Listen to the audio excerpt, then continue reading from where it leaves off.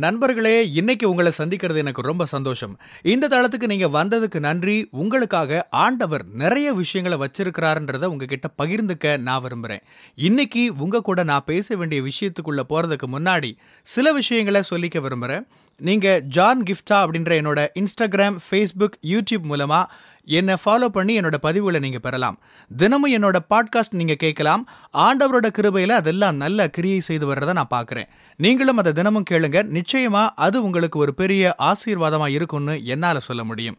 John Gifta அப்படின்ற என்னோட YouTube சேனலை தினமும் பார்க்க மறக்காதீங்க. Fuel for the soul with John Gifta அப்படின்ற இங்கிலீஷ் பாட்காஸ்டையும் நீங்க தினமும் கேட்கலாம். www.johngifta.com அப்படின்ற என்னோட வெப்சைட்லையும் இதெல்லாமே இருக்கும். என்னடா வாழ்க்கை இதுன்னு வெறுத்து போன ஒரு சூழல்ல இருக்கிறீங்களா? எல்லாத்தையும் விட்டுட்டு போயிடலான்னு நினைக்கிறீங்களா? என்னால முடிஞ்ச எல்லாத்தையும் நான் முயற்சி பண்ணி பார்த்துட்டேன். என்னோட முழு முயற்சியையும் நான் போட்டுட்டேன். ஜான், நான் இதுக்காக ஜெபம் பண்ணியிருக்கேன். நிறைய ஆண்டவரோட பிள்ளைங்களோட உதவிய ஆலோசனை இதுல நான் பயன்படுத்தியிருக்கேன். இப்படி என்னென்ன செய்ய முடியுமோ எல்லாம் செஞ்சுட்டேன். இருந்தாலும் எதுவும் ஏன் நடக்க மாட்டேங்குதுன்னு எனக்கு புரியலன்னு நீங்க ஒரு வேளை சொல்லலாம். உங்க வாழ்க்கையில சில பகுதிகளில் நீங்க எந்த மாற்றத்தையும் பார்க்க முடியாம இருக்கலாம். ஆண்டவர் ஏன் இதுல இடைப்படவே மாட்டேங்கிறாருன்னு நீங்க நினைக்கலாம். என்னடா நகராம அப்படியே ஸ்ட்ரக் ஆகி நிக்கிறோமே அப்படின்னு கூட நீங்க நினைக்கலாம். உங்களோட அற்புதத்தை நீங்க பார்க்கவே முடியாம போயிருக்கலாம். வெளிப்படையா எதுவும் நடக்காததுனால உங்க முயற்சிகள் எல்லாம் கைவிட்டுறலான்னு நீங்க நினைச்சிட்டு இருக்கலாம். நான் ஒண்ணு சொல்லட்டுமா? உங்களை இப்படி கைவிடுறதுக்காக ஆண்டவர் இவ்வளவு தூரம் உங்களை நடத்திட்டு வரல. உங்களை அப்படியே நடுவெளியில விட்டுட்டு போறதுக்காக ஆண்டவர் உங்களை இவ்வளவு தூரம் கூட்டிட்டு வரல. நீங்க சோர்ந்து போய் எல்லாத்தையும் விட்டுட்டுறதுக்காக ஆண்டவர் உங்களை இத்தனை காலமும் நடத்திட்டு வரல. உங்க வாழ்க்கையில ஆண்டவரோட திட்டம் அது இல்லைங்க. அவர் உங்களுக்குன்னு ஒரு திட்டம் வச்சிருக்கிறாரு. உங்களுக்குன்னு ஒரு நோக்கம் வச்சிருக்கிறாரு. உங்களுடைய வாழ்க்கைக்கான அவருடைய நன்மையான திட்டங்கள் உங்களுடைய இலக்குக்கு நேரா நடத்திட்டு போகும். ஒரு விஷயம் நீங்க புரிஞ்சுக்கணும். சில சமயங்கள்ல உங்களோட வாழ்க்கையை திரும்பி பாக்குறப்ப இப்படிதான் இது இருக்க போகுது, இனிமே நான் இது எதிர்பார்த்த மாதிரி எல்லாம் நடக்க வாய்ப்பு இல்ல, நான் இதை திரும்ப திரும்ப செஞ்சுக்கிட்டே தான் இருக்கிறேன்னு சொல்றீங்களா?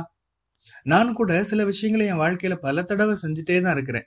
9 வருஷமா யூடியூப் சேனலை நடத்துறேன். எனக்கு எப்படி இருக்கு தெரியுமா? ஆண்டவரே, இதுக்கு நான் எவ்வளவு முயற்சி எடுக்கிறேன், நிறைய வேலை செய்யறேன், என்னென்ன வியூகங்கள் இருக்கோ எல்லாம் முயற்சி பண்ணி பாக்குறேன், இப்படி பண்றேன் அப்படி பண்றேன், ஆனா எதுவுமே நடக்க மாட்டேங்குதே.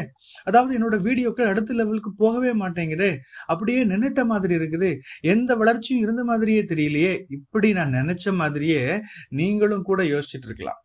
அப்படி யோசிக்கிற ஆளா நீங்க? உங்களுக்கு தான் இந்த செய்தி. நீங்க சோர்ந்து போய் எதையும் விட்டுறாதீங்க.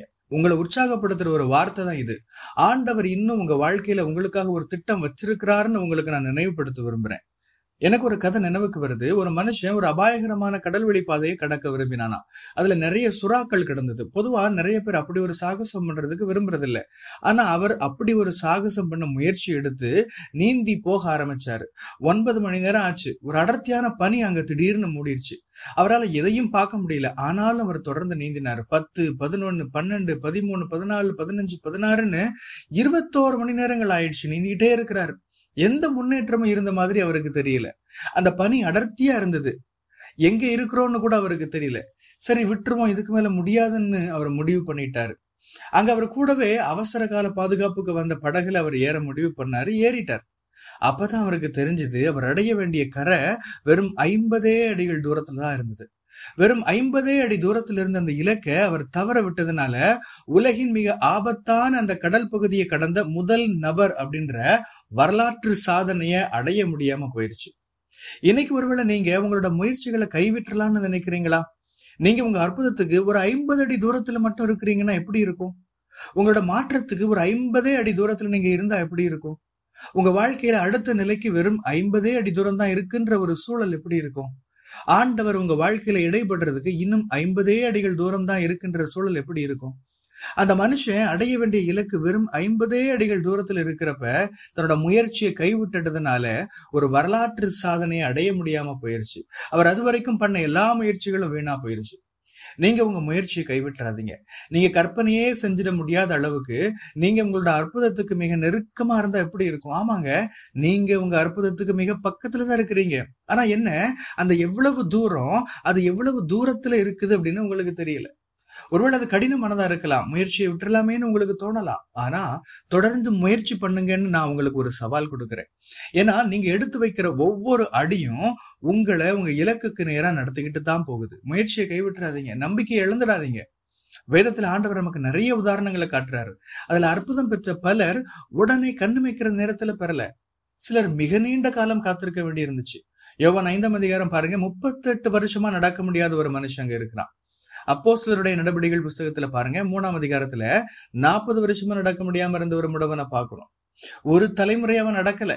12 வருஷமா ரத்தப்போக்குனால பாதிக்கப்பட்ட ஒரு பெண்ணை நாம பாக்குறோம். 18 வருஷமா கூனியா இருந்த ஒரு பெண்ணை பாக்குறோம். இப்படி அற்புதத்துக்காக நீண்ட காலம் காத்திருந்த நிறைய பேரை வேதத்துல நாம பாக்குறோம். ஒருவேளை உடல் ரீதியான சுகத்துக்காக மட்டுமில்ல, தாவீதை பாருங்க, அவர் எவ்வளவு நீண்ட காலமா காத்திருந்தாரு. ஆபிரகாம பாருங்க, அவரும் நீண்ட காலமா காத்திருந்தாரு இல்லையா? நான் ஒண்ணு சொல்லட்டுமா, நீங்க காத்திருந்தீங்கன்னா ஆண்டவர் உங்களை மறந்துட்டாருன்னு அர்த்தம் இல்லைங்க. ஆண்டவர் உங்களுக்கு மேலான ஒண்ணு வச்சிருக்கிறாருன்னு அர்த்தம். ஆண்டவர் உங்களுக்காக ஒரு நோக்கமும் திட்டமும் வச்சிருக்கிறாரு. அதை ஆயத்தப்படுத்திட்டு இருக்கிறாரு. நீங்க எதிர்பாராத நேரத்துல, அவரோட முன் தீர்மானிக்கப்பட்ட நேரத்துல ஆண்டவர் உங்க வாழ்க்கையில இடைப்படுவார். நீங்க எதிர்பாராத நேரம் நீங்க உங்களோட இலக்கை அடைவீங்க. நீங்க எதிர்பாராத நேரம் உங்களுக்கு சாதகமா எல்லாம் நடக்க ஆரம்பிக்கும். நீங்க இந்த பாட்காஸ்ட தற்செயலா கேட்கலங்க. உங்களுக்கு வேற வழியே இல்லாம நீங்க இதை கேட்டுட்டு இருக்கல. ஆண்டவரோட திட்டத்தின்படிதான் நீங்க இதை கேட்டுட்டு இருக்கிறீங்க. விட்டுறாத, முயற்சியை கைவிட்டுறாதுன்னு ஆண்டவர் உங்களுக்கு நினைப்பூட்டு தான் இதை கேட்க வச்சிருக்கிறாருன்னு நான் சொல்லுவேன். சீக்கிரமா கைவிட்டுறாத. நீ உன்னோட அற்புதத்துக்கு ரொம்ப பக்கத்துல தான் இருக்க. உன்னோட இலக்குக்கு வெறும் 50 அடிகள் தூரத்துல தான் இருக்கேன்னு ஆண்டவர் சொல்றார். என்னோட குரலை கேட்டுட்டு இருக்கிற ஒவ்வொருவருக்கும் சொல்றேன், ஒருவேளை நீங்க உங்களோட முயற்சிகளை கைவிட்டுறலான்னு யோசிச்சுட்டு இருக்கிறீங்களா? இதுதான் உங்களுக்கான நாள். நான் புதுசா ஆரம்பிக்க போறேன்னு சொல்லுங்க. நான் திரும்ப முயற்சிக்க போறேன்னு சொல்லுங்க. நான் முயற்சியை கைவிட போறதில்லைன்னு சொல்லுங்க. நான் நல்லபடியா முடிக்க போறேன்னு சொல்லுங்க. ஆண்டவர் என்ன அனுப்பின நோக்கத்தை நிறைவேற்ற நான் உழைக்க போறேன்னு சொல்லுங்க. ஆண்டவரே, என்னோட குரலை கேட்டுட்டு இருக்கிற ஒவ்வொருவருக்கும் முன்னாக இந்த வார்த்தைகள் கடந்து போகட்டும். இந்த வார்த்தைகள் அவர்களை உற்சாகப்படுத்துவதாக, நினைப்பூட்டுவதாக இருக்கட்டும். அவர்கள் முயற்சியை கைவிடாமல் தொடர்ந்து செயல்படட்டும். என்ன போராட்டங்கள் வந்தாலும் முன்னேறி உம்முடைய மகிமைக்காக மறுகரை அவர்கள் அடையட்டும். இயேசுவின் நாமத்தில் ஜெபிக்கிறேன். ஆமீன். கர்த்தர் உங்களை ஆசீர்வதிப்பாராக. உங்களுடைய பகுதிகளில் பிரசங்கிக்க என்னை அழைக்க நீங்க விரும்பினா டிஸ்கிரிப்ஷன்ல இருக்கிற இமெயில் மூலமா என்ன நீங்க தொடர்பு கொள்ளலாம். பிரியமானவங்களே, இந்த செய்தி மூலமா நீங்க உற்சாகம் அடைஞ்சிருப்பீங்க, ஆசீர்வதிக்கப்பட்டிருப்பீங்கன்னு விசுவாசிக்கிறேன். திரும்பவும் ஞாபகப்படுத்துறேன், நீங்க ஜான் கிஃப்டா அப்படின்ற என்னோட இன்ஸ்டாகிராம், ஃபேஸ்புக், யூடியூப் மூலமா என்னை ஃபாலோ பண்ணி என்னோட பதிவுகளை பெறலாம்.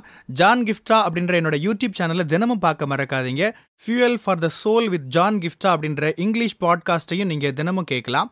பாட்காஸ்ட் எபிசோடுக்கு நீங்க உங்களோட ரேட்டிங், ரிவ்யூ கொடுத்து ஷேர் பண்ண மறக்காதீங்க. www.johngifta.com அப்படின்ற என்னோட வெப்சைட்லையும் இது எல்லாமே இருக்கும். இந்த ஊழியத்தால நீங்க ஆசீர்வதிக்கப்பட்டிருந்து மற்றவங்களுக்கும் இதே ஆசீர்வாதம் சேரணும்னு விரும்பினா நீங்களும் எங்க கூட சேர்ந்து ஆண்டவரோட ராஜ்யத்தை கட்டுற இந்த பணியை உங்களோட நிதி ஆதரவு மூலமாகவும் தாங்கலாம். கூகுள் பே அல்லது நெட் பேங்கிங் அல்லது பேபால் மூலமா நீங்க ஆதரவு தரலாம். எல்லா விவரங்களையும் டிஸ்கிரிப்ஷன்ல நீங்க பார்க்கலாம். ஆண்டவர் உங்களை ஆசீர்வதிப்பாராக.